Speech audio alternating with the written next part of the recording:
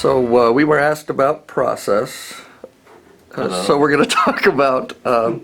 Today we will talk a little bit about Herastiel, character from... You could say it Herastiel or you could say it Herastiel. Inflection in your voice. One way and not quite right. Right. So, this is the original art piece for Herastiel. Provided to the sculptor. The sculptor for this model was James Van Jake. So this image was given to him. And this is one of the early pieces came back from James. We've already kind of, at this point, we've already approved sort of the pose. We've seen the armature, which is essentially the model's skeleton if you're doing a traditional sculpt, which is a wireframe. So we kind of went through all that process. This is the back of Herastiel. We weren't adoring kind of the work that was done on the fabric here. So Tom's role, and of course I assist him with this if I have a strong opinion about it, which this case I did, about the folds, was I'll do just a markup, which is essentially I'll take the photograph and I'll just do a paint over. So I'll just brush in where I think some of the fold work could be done to sort of add a little bit more volume and a little bit more interest to the back. Now this model's done, but if you want to show them how easy it is, I mean, it's not easy, but it's Sure, sure. So, yeah, we'll just kind of do a little work here on Herastiel. I've got a giant airbrush here, so let's change that to a simpler brush. So, I would just basically, and as for something like this, getting the idea of where I want the work to be done, I'm just going to sort of map in where I kind of want the shapes. So, you know, I like a little bit more drapery coming here and here. I'm going to go into like teacher mode here. When your folds are coming down, there is the point where the fabric lays, and then the folds will drape down from that location here. So you've got some strong in cuts here, and I wanted some in here as well. And then we'll kind of build up that shape a little bit, like so.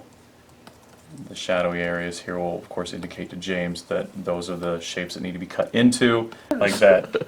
So look, we've sort of, you've already got a very much a change in shape, and you can visually see, okay, we want some more shape going on in that area. So cool. Then Tom will kick that feedback, along with his own, to James. We'll go talk to Tom shortly. Right.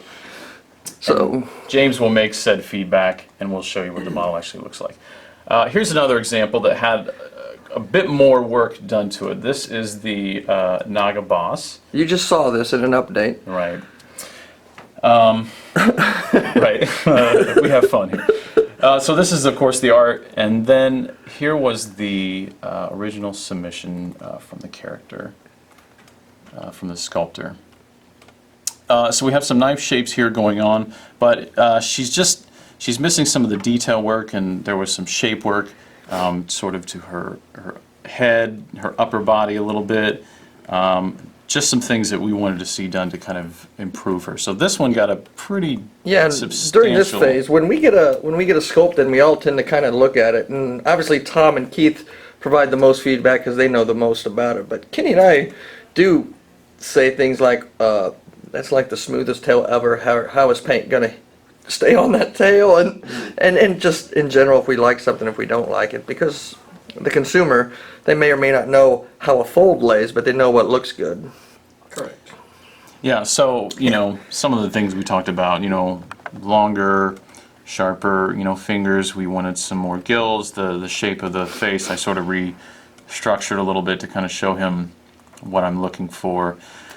You know, scales, texture, some asymmetrical look on sort of the eggs, texture. You know, we'll just pull images from nature here to sort of indicate, you know, she's deep sea creature, and you know, we want her to sort of reflect that look and feel. So this was some feedback kicked over to him, and then of course you can see we've got some nice work done from the final. We've got some nice scale work, some, you know, barnacles attached, a little bit more cut in here for some gills. There's a much nicer sort of just odd fish-like shape going on to her head, where you sort of have these fish eyes sort of protruding on the left and right hand side of her body. Just a little bit more creature, a little less humanoid, just kind of a stranger and more interesting. So yeah, that's what happens over here.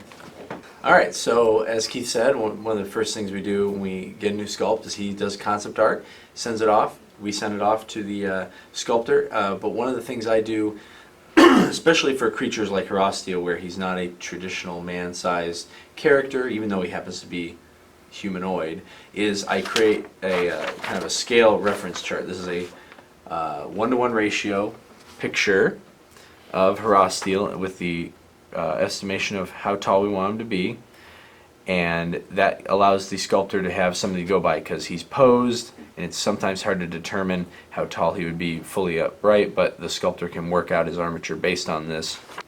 Along with that, I give other information needed as far as the type of base it'll go on. In this case, this guy goes on a captain's base, and when it all comes together, after feedback, the back and forth and stuff, we have a piece that's the size we determine, it fits nicely on the correct base, and we have a very dynamic figure. Yeah, and I'm going to add some things because Yeah. there's a lot of things going on here that if you don't know miniatures, you might think, oh gosh, that's easy. Because Tom also determines planes and undercuts where potential molds could fill, so some poses can't work because they can't be molded correctly. He determines how many molds are in the final mold, which is gigantic because it helps us determine cost. I mean, there's a lot of things going on in addition to the sculpting that this particular person does to both ensure cost savings, but also Right. help plan for Kickstarters and things like I this. didn't even think we were going that deep, but Oh yeah, this what is you process. see here, this is a metal master. When we get the actual sculpt, which looks more like this, with the clay or the putty, that gets sent off to our master molders who make a metal casting, and this allows us to have the original available if we need to remold it or do anything with it, and then we can send this off to our production facility in China to begin plastic production. And this is what they use to tool up and prepare for the molds. Yeah. And then if something happens to it, we have multiple copies, and this is more durable, so it will last the trip in case something happens. Can you turn it around? Yeah. Now, just so you can Oh, yeah. see, We can talk about what Keith was the saying with feedback, folds. right?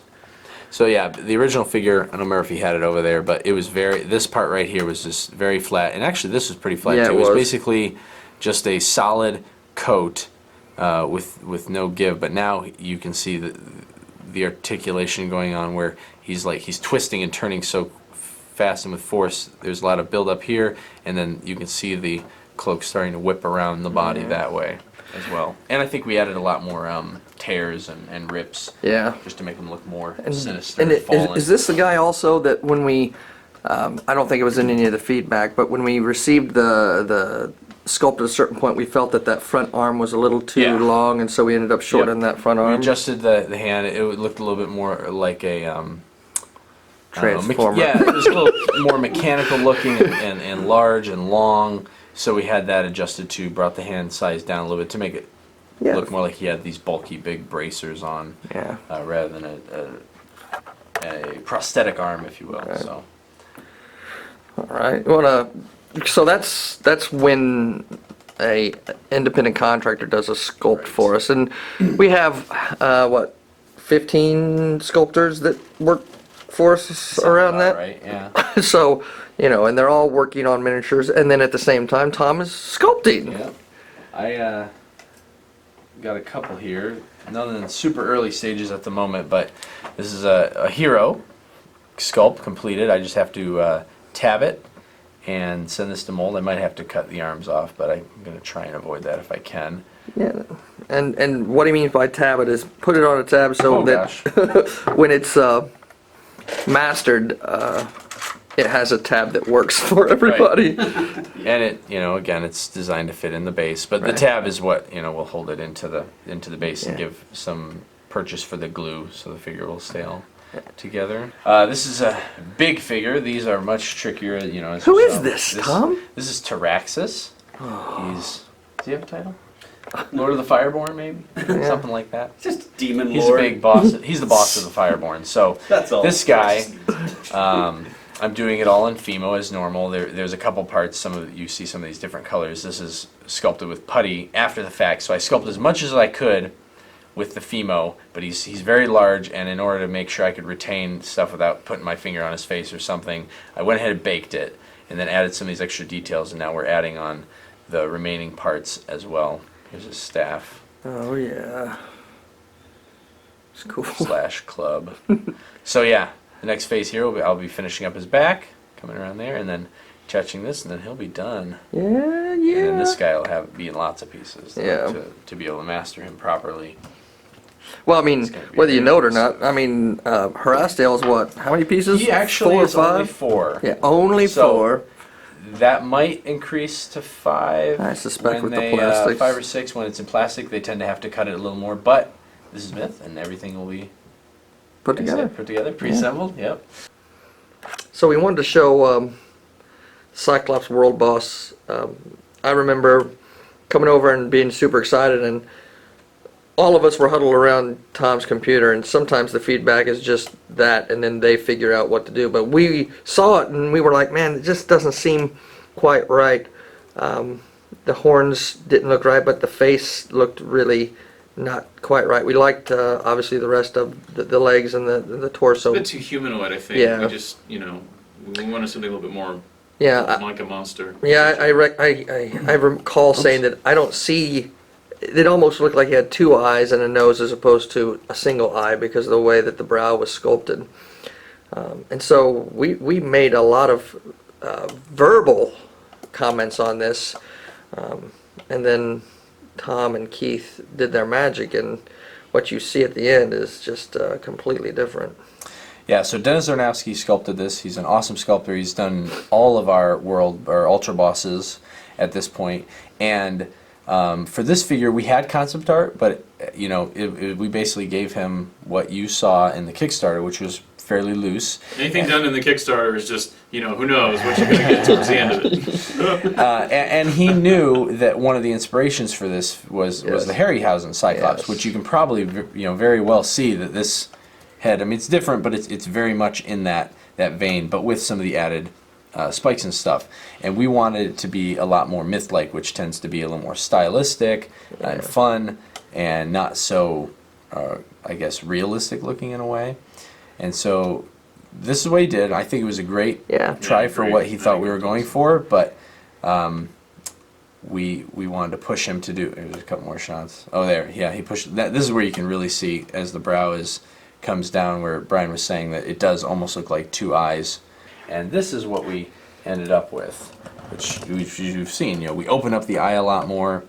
It's a lot less realistic human. It's much more stylistic. Yeah, the super elongated head. I mean, the feedback we gave him talked about certain things, but he just took it to the next level. I mean, he really went above and beyond with this particular revision, and that's what you want out of someone Yeah. Great who you're trusting to kind of listen to you. You don't want to be a goalpost mover. You just want to give them feedback and let them play. And I'll tell you, he knocked it out of the park. It is amazing, the difference between the two. Yeah, and this isn't even the final shot. But Yeah. there's a couple other details. There's straps. This hand is fixed. It was a little large, but it's been reduced. So Yeah. the final one is pretty sweet. Yeah, so getting from art to sculpt is a fairly long process. Oh yeah, here's the markup. If you want to show that real quick, that we made, where we basically here's the the art we sent him. As you can see, it's fairly loose, but it's obviously different than what this is, and so we took his original thing and did a markup to kind of reinforce how to Right. make this look like that. Yeah.